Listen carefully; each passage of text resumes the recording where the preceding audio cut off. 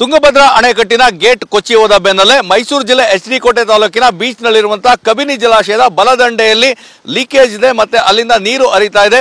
ಆ ಬಿರುಕು ಬಿಟ್ಟಿರುವಂತದ್ದು ಸಾಕಷ್ಟು ಆತಂಕಕ್ಕೆ ಕಾರಣವಾಗಿದೆ ಅಂತೇಳಿ ಸಾಮಾಜಿಕ ಜಾಲತಾಣದಲ್ಲಿ ವಿಡಿಯೋ ವೈರಲ್ ಆಗಿತ್ತು. ಈ ಬಗ್ಗೆ ಮಾತಾಡಲಿಕ್ಕೆ ನೀರಾವರಿ ಇಲಾಖೆಯ ಸೂಪರಿಂಟೆಂಡೆಂಟ್ ಇಂಜಿನಿಯರ್ ಅಂತ ಮಹೇಶ್ ನಮ್ಮ ಜೊತೆಗಿದ್ದಾರೆ. ಮಹೇಶ್ ಅವರಿಗೆ ಒಂದು ಕಡೆ ತುಂಗಭದ್ರೆಯ ಒಂದು ಅಣೆಕಟ್ಟಿನ ಗೇಟ್ ಕೊಚ್ಚಿ ಹೋಗಿ ಸಾಕಷ್ಟು ಆತಂಕ ಸೃಷ್ಟಿಯಾಗಿದೆ.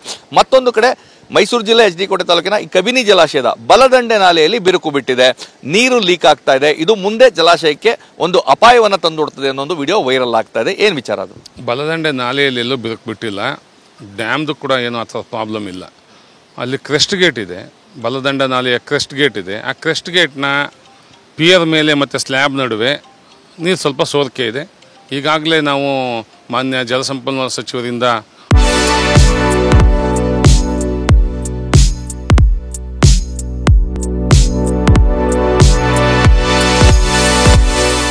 ಮೌಖಿಕ ಆದೇಶವನ್ನು ಅನುಮೋದನೆಯನ್ನು ಪಡ್ಕೊಂಡಿದ್ದೀವಿ. ಈಗಾಗಲೇ ಇನ್ವೆಸ್ಟಿಗೇಷನ್ಸ್ ಎಲ್ಲ ಮಾಡಿದ್ದೀವಿ. ಕಳೆದ 1.5 ವರ್ಷದಿಂದ ಅಂಡರ್ ವಾಟರ್ ವಿಡಿಯೋಗ್ರಫಿ ಮಾಡಿ ರಿಮೋಟ್ ಕಳಿಸಿ ಎರಡು ಥರದ್ದು ಇನ್ವೆಸ್ಟಿಗೇಷನ್ನ ಮಾಡಿದ್ದೀವಿ. ಅದನ್ನ ತಪಾಸಣಾ ವರದಿಯನ್ನು ಪಡ್ಕೊಂಡು ಎಸ್ಟಿಮೇಟ್ನು ಕೂಡ ಪಡ್ಕೊಂಡಿದ್ದೀವಿ. ಈಗಾಗಲೇ ಸರ್ಕಾರಕ್ಕೆ ಸಲ್ಲಿಸ್ತಿದ್ದೀವಿ.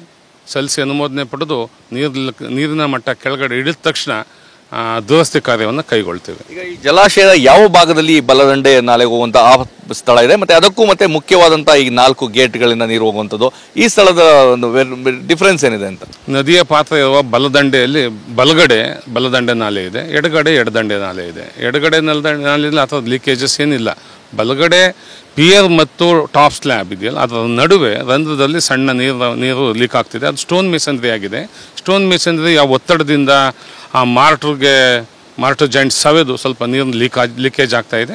ಅದಕ್ಕೆ ಈಗಾಗಲೇ ಕಣ್ಣಿಗೆ ಕಾಣಿಸಲ್ಲ, ಅದು ಇಟ್ ಈಸ್ ನಾಟ್ ಹಿಡನ್. ಅದು ಅಪ್ಸ್ಟ್ರೀಮ್ ಆಗಿರೋದ್ರಿಂದ ಅಪ್ಸ್ಟ್ರೀಮ್ಗೆ ವಿಡಿಯೋಗ್ರಫಿ ಎಲ್ಲ ಕಳಿಸಿ ನಾವು ಮುಳುಗು ತಜ್ಞರ ಸಹಾಯದಿಂದ ವರದಿಯನ್ನು ಪಡ್ಕೊಂಡಿದ್ದೇವೆ. 19 ಯಾವ ಡೇಟು ಬಂದಿದ್ದು? 29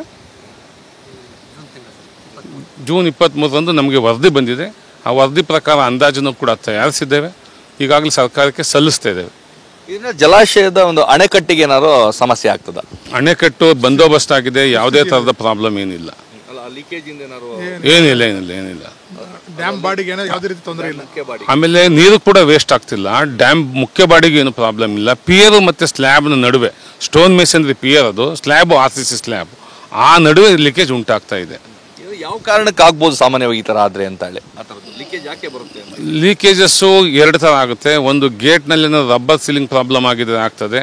ಇನ್ನೊಂದು ಮಾರ್ಟರ್ ಜಾಯಿಂಟು ಎರಡೂ ಕೂಡ ಬೇರೆ ಬೇರೆ ಸ್ಟ್ರಕ್ಚರ್ ಆಗಿರೋದ್ರಿಂದ ಆ ಜಾಯಿಂಟ್ಸಲ್ಲಿ ಸಣ್ಣ ಕ್ರ್ಯಾಕ್ ಇದ್ದರೆ ಆಗುತ್ತದು.